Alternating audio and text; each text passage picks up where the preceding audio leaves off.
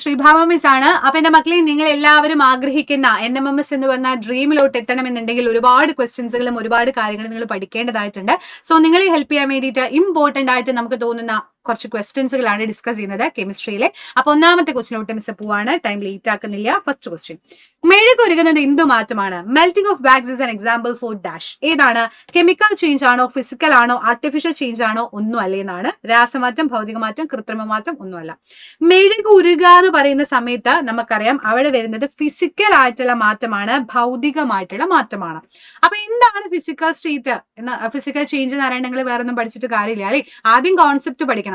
അപ്പൊ സിമ്പിൾ ആയിട്ട് മിസ് പറഞ്ഞുതരാം. ഒരു ഐസ് നമ്മൾ പുറത്തെടുത്ത് വെച്ച് കഴിഞ്ഞാൽ എന്താ മക്കളെ? ഐസ് ഉരുകി വെള്ളമാവും. അപ്പൊ ഐസ് എന്ന് പറയുന്ന സാധനം നമുക്കറിയാം വെള്ളം തന്നെയാണ്. വെള്ളത്തിന്റെ പല പല ഫോം ആണ് അല്ലെ. ഐസ് ആയിക്കോട്ടെ, നീരാവി ആയിക്കോട്ടെ, വെള്ളം ആയിക്കോട്ടെ, വെള്ളത്തിനെ പല രൂപത്തിൽ കാണുന്നു എന്ന് മാത്രമേ ഉള്ളൂ. അപ്പൊ സാധനത്തിന്റെ ലുക്കിലെ മാറ്റം വന്നുള്ളൂ, വർക്കിൽ മാറ്റം വന്നില്ല അല്ലെ. അതേപോലെ തന്നെ വേണമെങ്കിൽ ഞാൻ ശർക്കര എടുത്താൽ പൊടിച്ചോ എന്റെ ദേഷ്യം മൊത്തം തീർക്കുന്ന രീതി പൊടിച്ചു വിചാരിച്ചോ, എന്നിട്ട് ഇത്രയും പോകുന്ന ചെറിയ ഫൈൻ ആയിട്ടുള്ള ചെറിയതായിട്ടുള്ള പാർട്ടിക്കിൾസ് ആക്കി മാറ്റിയാലും ശർക്കര തന്നെയല്ലേടാ. എന്തെങ്കിലും മാറ്റം ഉണ്ടോ? ശർക്കരയുടെ വർക്കിൽ ഒരു മാറ്റമില്ല. ശർക്കര എങ്ങനെ ഇട്ടാലും, പൊടിച്ചിട്ടാലും, കട്ടക്കിട്ടാലും മധുരം ഒക്കെ സെയിം തന്നെയാണ് വരിക. ദാറ്റ് മീൻസ് അതിന്റെ ലുക്കിലാണ് മാറ്റം വന്നത്. ചിലപ്പോൾ ഷേപ്പിൽ വരാം, ചിലപ്പോൾ സൈസിലായിരിക്കാം അല്ലെ. അപ്പൊ അങ്ങനെ ഒരു തണ്ണിമത്തനെടുത്ത് ഞാൻ കുഞ്ഞു പീസ് ആക്കിയിട്ട് നിങ്ങൾക്ക് തന്നാലും, നിങ്ങൾ പറഞ്ഞാൽ ഒരു പീസ് തന്നാലും പറയും ആ മിസ് തണ്ണിമത്തൻ. വലിയ പീസ് തന്നാലും നിങ്ങൾ പറയും തണ്ണിമത്തൻ. അപ്പൊ തണ്ണിമത്തൻ എന്ന് പറയുന്ന സാധനത്തിന്റെ രൂപത്തിൽ മാത്രമേ ഞാൻ മാറ്റം വരുത്തുള്ളൂ. ഇപ്പൊ ഒരു വുഡ് എടുത്ത് ഞാൻ ചെയറാക്കി മാറ്റിയാലും രൂപത്തിൽ മാറ്റം വന്നു. ഇപ്പൊ ഒരു ചില്ലിന്റെ ഗ്ലാസ് എടുത്ത് ഞാൻ പൊട്ടിച്ചു എന്ന് വിചാരിച്ചോ, അപ്പോഴും ഗ്ലാസ് ചിൽ എന്ന് പറഞ്ഞ് പോകാൻ മാത്രമേ ഉള്ളൂ. പക്ഷെ ഗ്ലാസ് എന്ന് പറഞ്ഞാൽ അത് തന്നെയാണ്. അപ്പൊ അങ്ങനെ നമ്മുടെ പദാർത്ഥത്തിന്റെ വലുപ്പം, ആകൃതി, അവസ്ഥ, ഇതിലേതിലെങ്കിലൊക്കെ മാറ്റം വന്ന അതാണ് ഭൗതിക മാറ്റം. Changes in physical properties such as size, shape, state എന്ന് പറയുമ്പോൾ എന്താ മക്കളെ? സോളിഡ്, ലിക്വിഡ്, ഗ്യാസ്, ഖരം, ദ്രാവകം, വാതകം എന്നുള്ള 3 അവസ്ഥകൾ അല്ലെ. ചിലപ്പോൾ ഖരത്തിന് വാതകമാവാം, ചിലപ്പോൾ ദ്രാവകമാവാം. ഐസ് ഉരുകി വെള്ളമായി പറയുമ്പോൾ ഐസ് എന്ന് പറയുന്ന സോളിഡ് സ്റ്റേറ്റ് എന്ന് വെള്ളം എന്ന് പറയുന്ന ലിക്വിഡ് സ്റ്റേറ്റ് ആയിട്ട് മാറിയെന്ന് മാത്രമേ ഉള്ളൂ. അങ്ങനെയാവുന്നതാണ് ഭൗതികമായിട്ടുള്ള മാറ്റം. പുരുക, പൊട്ടിപ്പോവുക, കീറ, ഇതൊക്കെ ഫിസിക്കൽ സ്റ്റേറ്റാ. ഇപ്പൊ ഒരു ഫിസിക്കൽ ചേഞ്ചാ. ഇപ്പൊ ഞാനിതാ ഈ ഒരു സാധനം പേപ്പർ എടുത്ത് ചീന്തി പറഞ്ഞാലും പേപ്പർ തന്നെയാണ്, വലിയ മാറ്റമൊന്നുമില്ല. അതിന്റെ രൂപത്തിലും ഷേപ്പിലൊക്കെ മാറ്റം വന്നത്. ഇതൊരു ഫിസിക്കൽ ചേഞ്ച് ആണെന്ന് പറയാൻ വേണ്ടി പറ്റുന്നു. റെഡി? അവിടെ പുതിയ സബ്സ്റ്റൻസ് എന്തെങ്കിലും ഉണ്ടായോടാ? ഒരു പുതിയ സബ്സ്റ്റൻസ് ഉണ്ടായിട്ടില്ല. അപ്പൊ ഇതിൽ പുതിയ പദാർത്ഥം ഒന്നും ഉണ്ടായിട്ടില്ല. ഇപ്പൊ പേപ്പർ മുറിച്ച് കഴിഞ്ഞിട്ട് ഇതിനകത്ത് എനിക്ക് വേറെ എന്തെങ്കിലും കിട്ടുന്നുണ്ടോ? പേപ്പറിന്റെ കുറച്ച് രൂപം മാറി എന്നല്ലാണ്ട് പുതിയ സബ്സ്റ്റൻസ് ഒന്നും ഫോം ചെയ്തിട്ടില്ല. അങ്ങനെയാണെങ്കിൽ അതാണ് ഫിസിക്കൽ ചേഞ്ച് എന്ന് പറയുന്നത്. ഒരുപാട് എക്സാമ്പിളുകളുണ്ട് ഫിസിക്കൽ ചേഞ്ചിന്. ഒരു ക്യാൻ എടുത്ത് ഞാൻ ക്രഷ് ചെയ്തു. ഇപ്പൊ 7up കുടിച്ചിട്ട് നിങ്ങൾ അതിന്റെ സാധനം എടുത്ത് ക്രഷ് ചെയ്ത് വലിച്ചെറിഞ്ഞാൽ അതെന്താ? ഫിസിക്കൽ ചേഞ്ചാ. ജസ്റ്റ് അതിന്റെ ലുക്കിലാ മാറ്റം വന്നത്. അപ്പൊ അതേപോലെ melting of ice, boiling water, breaking glass, shredding paper, chopping wood. നമ്മൾ മരത്തിനെ ചെറിയ പീസ് ആക്കിയാലും മരം തന്നെയാണ്, ജസ്റ്റ് അതിന്റെ ലുക്ക് മാറി. അപ്പൊ ഞാൻ ഇന്നിപ്പോ ഈ ലുക്കിൽ വന്നിട്ട് നാളെ എങ്ങാനും ഞാൻ കളറൊക്കെ ചെയ്ത് വേറെ ലുക്കിൽ വന്നാലും ശ്രീഭാമ മിസ്സൻ അല്ലേ എന്നേ ചോദിക്കുള്ളൂ, അല്ലാണ്ട് വേറെ ആരും ഞാൻ ആയിട്ടില്ല. അപ്പൊ എനിക്ക് ഫിസിക്കലി അപ്പിയറൻസിലെ മാറ്റം വന്നോളൂ. അതാണ് ഫിസിക്കൽ ചേഞ്ച്, ജസ്റ്റ് ഉള്ള ലുക്കിലുള്ള change. Boiling water, breaking glass, chopping wood, folding paper, breaking egg ഒക്കെ എക്സാമ്പിൾ ആയിട്ട് ഫിസിക്കൽ ചേഞ്ച്, ഭൗതിക മാറ്റത്തിൽ പറയാം. അതേ സമയത്ത് ഇപ്പൊ ഞാന് പാലെടുത്തിട്ട് കുറെ ഒഴിക്കാന്ന് കേട്ടിട്ടില്ലെങ്കിൽ, പാലെടുത്ത് ഒഴിച്ചിട്ട് ഞാൻ തൈരാക്കി മാറ്റി. എന്നിട്ട് ഞാൻ വിചാരിക്കാണ് ഈ തൈരിന് എനിക്ക് തിരിച്ച് പാലായിട്ട് കിട്ടിയില്ലെങ്കിൽ എന്ത് നല്ലതാ എന്ന് വിചാരിച്ചാൽ നടക്കുവോ? ഇല്ല. ആ സാധനം പുതിയതായിട്ട് മാറിക്കഴിഞ്ഞു. ഇനി അതിനെ വീണ്ടും മാറ്റാനോ പഴയ സ്റ്റേറ്റിലോട്ട് ആക്കാനോ ഒന്നും പറ്റില്ല. ഇപ്പൊ ഞാന് കട്ട് സ്മോൾ പീസസ് ആയിട്ട് വെജിറ്റബിൾസ് അങ്ങനെ കടന്ന് കട്ട് ചെയ്തു. സവാള ഗിരിഗിരിയായിട്ട് കട്ട് ചെയ്തു. എന്നിട്ട് എല്ലാ സാധനവും വെച്ചിട്ട് അടിപൊളിയായിട്ടുള്ള എന്തോ ഒരു സാധനം, ഇപ്പൊ എക്സാമ്പിൾ പറയുകയാണെങ്കിൽ ഒരു വെജിറ്റബിൾ കറി ഉണ്ടാക്കി. ആ വെജിറ്റബിൾ കറിയിൽ നിന്ന് തിരിച്ച് എനിക്ക് പഴയ പോലെയുള്ള എന്റെ ഒനിയനെ തിരിച്ചു വേണം, ഉള്ളീനെ തിരിച്ചു വേണം പറഞ്ഞാൽ നടക്കുവോ? അതവിടെ നടന്നു കഴിഞ്ഞു. അവിടെ ഒരു പുതിയൊരു സാധനം ഉണ്ടായി എന്ന് വെച്ചാൽ കറി എന്ന് പറഞ്ഞ പുതിയൊരു സാധനം ഉണ്ടായി അല്ലേ. അപ്പൊ അങ്ങനെയുള്ള ചേഞ്ചിനെയാണ് നമ്മൾ കെമിക്കൽ ചേഞ്ച്, രാസമാറ്റം എന്ന് പറയാം. എക്സാമ്പിൾ പറഞ്ഞാൽ പഴം പഴുക്കുക. പഴം കുറേ ദിവസം നമ്മൾ നേന്ത്രക്കായോടെ വെക്കുകയാണ്, നമുക്ക് വിശത്തില്ല, നമ്മൾ വെച്ച് 2-3 ദിവസം കഴിഞ്ഞിട്ട് കഴിക്കാൻ വെച്ചാൽ അവിടെ വെച്ച് കഴിഞ്ഞാൽ അത് കറുക്കില്ലേ, കുറച്ച് കഴിഞ്ഞാൽ കറുത്ത കളറാവില്ലേ. എന്നിട്ട് ആ പഴത്തിനെ നമുക്ക് പിന്നെ കഴിക്കാൻ പറ്റുമോ? പൈസ പോയി എന്നല്ലാണ്ട് ഒരു കാര്യമില്ല. അവിടെ നടന്നതും കെമിക്കലിലുള്ള ചേഞ്ച് ആണ്. അപ്പൊ രാസമാറ്റം ഉണ്ടാകുമ്പോൾ പദാർത്ഥത്തിന്റെ രാസഗുണത്തിൽ മാറ്റം വന്ന് പുതിയൊരു പദാർത്ഥം ഉണ്ടായിട്ടുണ്ടെങ്കിൽ, when changes occur, the chemical properties of substance changes of new substance are formed. Energy is usually absorb ചെയ്യാം, റിലീസ് ചെയ്യാം. ചിലപ്പോൾ എനർജി ഉള്ളിലെടുക്കാം, ചിലപ്പോൾ അവർ പുറത്തോട്ട് വിടുകയോ ചെയ്യും. ചെയ്യാം.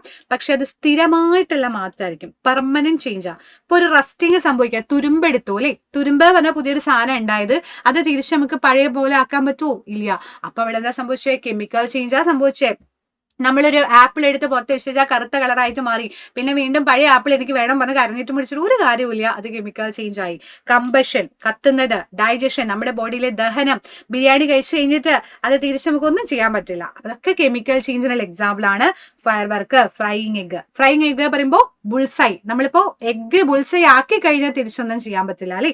അതുപോലെ ഫോട്ടോസിന്തസിസ്, പ്രകാശ സംശ്ലേഷണം, burning wood, combustion of propane, digestion ഒക്കെ അതിനുള്ള എക്സാമ്പിൾ ആണ് പറയാൻ പറ്റും. അപ്പൊ പ്രകാശ സംശ്ലേഷണം എന്ന് പറഞ്ഞാൽ എന്താണെന്ന് നിങ്ങൾക്ക് അറിയുന്നുണ്ടാവുമെന്ന് വിചാരിക്കുന്നു. അതിന്റെ റിലേറ്റഡ് ക്വസ്റ്റ്യൻ ഉണ്ട്. പ്രകാശ സംശ്ലേഷണം എന്ത് പ്രവർത്തനമാണ്? Photosynthesis is a dash example. പ്രകാശരാസ പ്രവർത്തനം ഫോട്ടോ കെമിക്കൽ റിയാക്ഷൻ ആണോ? വൈദ്യുത രാസ പ്രവർത്തനം ഇലക്ട്രോ കെമിക്കൽ ആണോ? താപരാസ പ്രവർത്തനം തെർമോ കെമിക്കൽ ആണോ? അത് ഒന്നും അല്ലേന്നാ ചോദിച്ചിരിക്കുന്നത്. എന്താണ് പ്രകാശരാസ പ്രവർത്തനം എന്ന് പറഞ്ഞു കഴിഞ്ഞാൽ സിമ്പിൾ ആയിട്ട് നമുക്ക് പറയാൻ വേണ്ടി പറ്റും. പ്രകാശരാസ പ്രവർത്തനം ആണ് ഇതിന്റെ എക്സാമ്പിൾ. അല്ല സോറി എന്താ പറയാ, ആൻസർ വരുന്നത് പ്രകാശരാസ പ്രവർത്തനമാണ്. എന്താണ് ഈ പ്രകാശരാസ പ്രവർത്തനം? എന്താ പ്രകാശ സംശ്ലേഷണം? സൺലൈറ്റിന്റെ പ്രസൻസിൽ ഇലകളിൽ വെച്ചിട്ട് ചെടികളെ ഫുഡ് ഉണ്ടാക്കുന്നതിനെയാണ് നമ്മൾ പ്രകാശ സംശ്ലേഷണം എന്ന് പറയുക അല്ലെ. എന്ന് വെച്ചാൽ അതിന് എന്തൊക്കെ വേണം? സൺലൈറ്റ് വേണം, കാർബൺ ഡൈ ഓക്സൈഡ് അറ്റ്മോസ്ഫിയറിൽ നിന്ന് വലിച്ചെടുക്കുന്നു, ഇവിടെ സൈഡിൽ നിന്നായിട്ട് അവര് ജലം വലിച്ചെടുക്കുന്നു, എന്നിട്ട് നേരെ നമ്മുടെ ഫുഡ്, കലാപരിപാടി എവിടെയാ? ഫുഡ് ഉണ്ടാക്കുന്നത് ഇലയിൽ വെച്ചിട്ടാ. അപ്പൊ ഇലയിൽ വെച്ചിട്ട് ഫുഡ് ഉണ്ടാക്കുന്ന പരിപാടിയാ. അപ്പൊ ഇവിടെ സൺലൈറ്റ് ഉണ്ട്, അപ്പൊ എന്തുണ്ട്? പ്രകാശം ഉണ്ട്.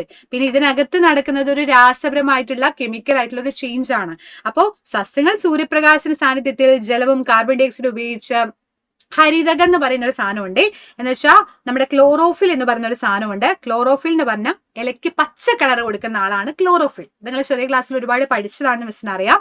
സോ ഇതിനെയാണ് നമ്മൾ ഫോട്ടോസിന്തസിസ് എന്ന് പറയുക. അപ്പൊ ഇങ്ങനെ ഫോട്ടോസിന്തസിസ് നടന്ന ഇലയിൽ നല്ല അടിപൊളിയായിട്ട് ഫുഡൊക്കെ ഉണ്ടാക്കി സെറ്റപ്പ് ആയിട്ട് കുട്ടപ്പഴച്ച് ഇരിക്കാന്ന് വിചാരിച്ചോ. അപ്പൊ അവിടെ നടന്നത്, അതിനുള്ളിൽ നടന്ന ഒരു കെമിക്കൽ ആയിട്ടുള്ള ചേഞ്ചുകളാണ്. അപ്പൊ അവിടെ ഓക്സിജനും ഗ്ലൂക്കോസുമാണ് നമുക്ക് കിട്ടുന്ന പ്രോഡക്റ്റ്. അപ്പൊ ഒരു പുതിയൊരാൾ അവിടെ ഉണ്ടായില്ലേ, ഗ്ലൂക്കോസ് എന്ന് പറഞ്ഞ പുതിയ ആളും ഗ്ലൂക്കോസ് എന്ന് പറഞ്ഞ പുതിയ ആളും ഉണ്ടാവും ചെയ്തു. അതുപോലെ അവിടെ നടന്നത് കെമിക്കലും അതേപോലെ പ്രകാശവും കൂടെ ചേർന്നിട്ടുള്ള പ്രവർത്തനം ആയതുകൊണ്ടാണ് പ്രകാശരാസ പ്രവർത്തനം, ഫോട്ടോ കെമിക്കൽ റിയാക്ഷൻ എന്ന് നമ്മൾ പേര് പറഞ്ഞത്. റെഡി അല്ലടാ? അപ്പൊ പ്രകാശ സംശ്ലേഷണത്തിലൂടെ ആഹാരം നിർമ്മിക്കുമ്പോ when plants produces food, light energy is stored in the chemical energy. അവിടെ രാസോർജം സംഭരിക്കുന്നുണ്ട്. അപ്പൊ അങ്ങനെ നമ്മളത് കഴിക്കുന്ന സമയത്ത് ആ എനർജി ഉമ്മക്കും കിട്ടുന്നുണ്ട് ഇല്ലേ. നമ്മളെപ്പോഴും ഈ പ്ലാന്റ്സ് നിന്ന് കിട്ടുന്ന എല്ലാം മുക്കി കഴിക്കുന്ന ആളുകളാണല്ലോ. അപ്പൊ എന്ത് ചെയ്യും? നമ്മൾ ആ സസ്യത്തിനെ മൊത്തെടുത്ത് കഴിക്കും, നമ്മൾ അതിന്റെ പല പാർട്സും കഴിക്കും. അപ്പൊ നമുക്കും ആ എനർജി നമ്മുടെ ഉള്ളിലോട്ട് വരികയാണ് ചെയ്യുന്നത്. റെഡി അല്ലേ? അപ്പൊ നോക്കിക്കോളൂ, ഫോട്ടോ കെമിക്കൽ റിയാക്ഷൻ എന്ന് പറയുമ്പോൾ the chemical reaction with processed with the absorption of light energy are called photo chemical reaction. പേര് തന്നെ ഫോട്ടോ കെമിക്കൽ റിയാക്ഷൻ, ലൈറ്റും കെമിക്കൽ എനർജിയും. അത്ര മാത്രം എന്റെ മക്കൾ ഇതിൽ മനസ്സിലാക്കിയാൽ മതി. അവിടെ പുതിയതായിട്ട് കിട്ടുന്ന പ്രോഡക്റ്റ് എന്ന് പറയുന്നത് നമ്മുടെ ഗ്ലൂക്കോസ് അല്ലെ, അതുകൂടെ പഠിച്ചു വെക്കാം. റെഡി. അടുത്തത്, മെഗ്നീഷ്യം റിബൺ കത്തിച്ചാൽ എന്ത് സംഭവിക്കും? Burning of magnesium ribbon produce ചെയ്യുമ്പോൾ എന്താണ് മക്കളെ വരിക? മെഗ്നീഷ്യം ഡൈ ഓക്സൈഡ് ആണോ, മെഗ്നീഷ്യം ഓക്സൈഡ് ആണോ, മെഗ്നീഷ്യം അയഡൈഡ് ആണോ, മെഗ്നീഷ്യം ട്രൈ ഓക്സൈഡ് ആണോ ചോദിച്ചാൽ നമുക്ക് പറയാം മെഗ്നീഷ്യം ഓക്സൈഡ് ആണ് മിസ്സേ എന്ന് നിങ്ങൾ ആൻസർ ചെയ്യും അല്ലെ.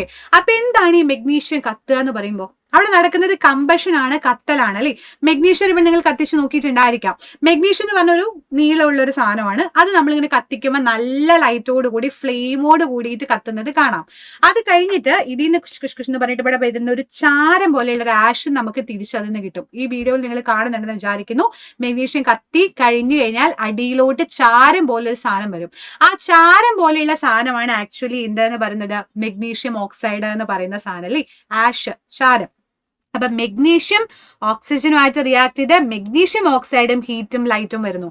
നല്ല ലൈറ്റും അവർ പ്രൊഡ്യൂസ് ചെയ്യും, നല്ല ചൂടും ഉണ്ടാവും, കത്തിക്കുമ്പോൾ ചൂടും ഉണ്ടാവും. അതുപോലെ അതിൽ നിന്ന് വരുന്ന ചാരത്തിനെയാണ് നമ്മൾ പറയുക മെഗ്നീഷ്യം ഓക്സൈഡ് എന്ന് നമ്മൾ പറയാം അല്ലെങ്കിൽ MgO എന്ന് നമ്മൾ പറയാം. റെഡി. അപ്പൊ നമുക്ക് നോക്കാം 2Mg+O2. അപ്പൊ എന്ത് സാധനം കത്തിച്ചു എന്ന് പറയുമ്പോൾ നിങ്ങൾ ആലോചിക്കുക, അവിടെ കമ്പഷൻ നടക്കണമെങ്കിൽ ഓക്സിജൻ വേണം. ഇപ്പൊ ഒരു പേപ്പർ കത്തി ഞാൻ പറയണമെങ്കിൽ അവിടെ ഓക്സിജൻ ഉണ്ടെങ്കിൽ കത്തുള്ളൂ. മെഗ്നീഷ്യം കത്തി പറയുമ്പോൾ ഓക്സിജൻ അവിടെ വേണം ഇല്ലേ. അപ്പൊ നോക്കൂ, മെഗ്നീഷ്യം റിബൺ ബേൺ ചെയ്യുമ്പോൾ പുതിയൊരു സബ്സ്റ്റൻസ് അവിടെ ഉണ്ടായതുകൊണ്ട് തന്നെ അതൊരു കെമിക്കൽ ചേഞ്ച് ആണ്, രാസപരമായിട്ടുള്ള മാറ്റമാണ്. അവിടെ ഉണ്ടായത് മെഗ്നീഷ്യം ഓക്സൈഡ് ആണ്. So the burning of magnesium ribbon is also also involve chemical change. We observe that heater lighter produce ചെയ്യുന്നുണ്ട്. അപ്പൊ magnesium plus oxygen gives magnesium oxide plus heater lighter എന്ന് പറയാൻ വേണ്ടി പറ്റുന്നു. റെഡി അല്ലടാ? സെറ്റ് അല്ലേ? അടിപൊളിയായിട്ട് ആൻസർ ചെയ്തിട്ടുണ്ടെങ്കിൽ അടുത്ത ക്വസ്റ്റ്യൻ. നേർപ്പിച്ച സൾഫ്യൂരിക് ആസിഡ് സിങ്ക് തറിയിട്ടാൽ എന്താണ് വാതകം വരിക? When dilute sulfuric acid react with zinc granules, എന്ത് ഗ്യാസ് പ്രൊഡ്യൂസ് ചെയ്യും? Nitrogen, oxygen, hydrogen, helium. ഏതാണ് മക്കളെ വരാ? സിമ്പിൾ ആയിട്ട് നമുക്ക് പറയാം സൾഫ്യൂരിക് ആസിഡും സിങ്കും അല്ലേ? നമുക്ക് പറയാൻ പറ്റും ഹൈഡ്രജൻ ഗ്യാസ് ആണ് എന്ന് പറയാം അല്ലേ? എപ്പോഴും നിങ്ങൾ മനസ്സിലാലോചിക്കുക, സൾഫ്യൂരിക് ആസിഡ് പറഞ്ഞ ആസിഡ് ആണ്, സിങ്ക് എന്ന് പറയുമ്പോൾ അതൊരു മെറ്റൽ ആണ്. ആസിഡ് മെറ്റലുമായിട്ട് റിയാക്ട് ചെയ്താൽ എന്താ പ്രൊഡ്യൂസ് ചെയ്യാന്ന് 7ാം ക്ലാസ് മുതൽ ഈ പഠിച്ച കാര്യമാണ്. നമുക്കറിയാം അവിടെ പ്രൊഡ്യൂസ് ചെയ്യുന്നത് എന്താണ് മക്കളെ? ഹൈഡ്രജൻ ഗ്യാസാ. അതെ നോക്കിക്കോ, സിങ്ക് ഗ്രാനുൾസ് എടുത്തു, ആ വീഡിയോയിൽ എടുത്തിട്ടുണ്ട്.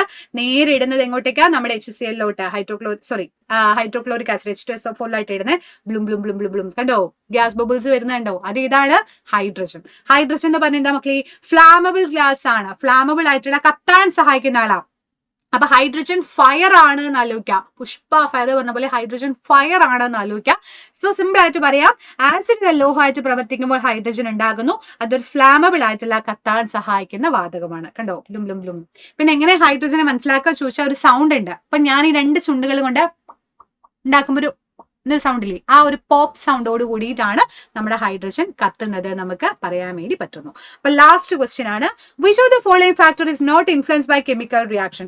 രാസപ്രവർത്തന വേഗതയെ സ്വാധീനിക്കാത്ത ഘടകം ഏതാ? മർദ്ദമാണോ, താപമാണോ, ഗാഢതയാണോ, അതോ പ്രകാശമാണോ ചോദിച്ചാൽ നമുക്ക് പറയാൻ പറ്റും മർദ്ദം എന്തായാലും ഉണ്ട്, താപം എന്തായാലും ഉണ്ട്, കോൺസെൻട്രേഷൻ ഗാഢതയുണ്ട്. പിന്നെ ആകെയുള്ളത് ലൈറ്റുമായിട്ട് വലിയ ബന്ധമൊന്നും ഇല്ലാത്ത ആൾക്കാരാണ് അല്ലെ?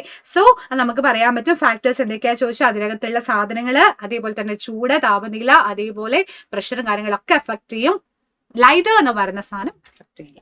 സോ അടിപൊളിയായിട്ടുള്ള ഒരുപാട് ക്വസ്റ്റ്യൻസുകൾ, ഇമ്പോർട്ടൻറ്റ് ക്വസ്റ്റ്യൻസുകൾ നിങ്ങൾ പഠിച്ചിട്ടുണ്ട്. മിടുക്കറായി തന്നെ പഠിക്കുക. അതുപോലെ ഒരുപാട് ക്വസ്റ്റ്യൻസുകൾ ഉണ്ട്. അപ്പൊ അടിപൊളിയായിട്ട് എല്ലാ ക്വസ്റ്റ്യൻസുകളും സെറ്റ് ആയിട്ട് പഠിക്കുക. NMMS നിങ്ങൾക്ക് നേടിയെടുക്കാൻ വേണ്ടി പറ്റട്ടെ. Wish you all the very best and thank you so much. By.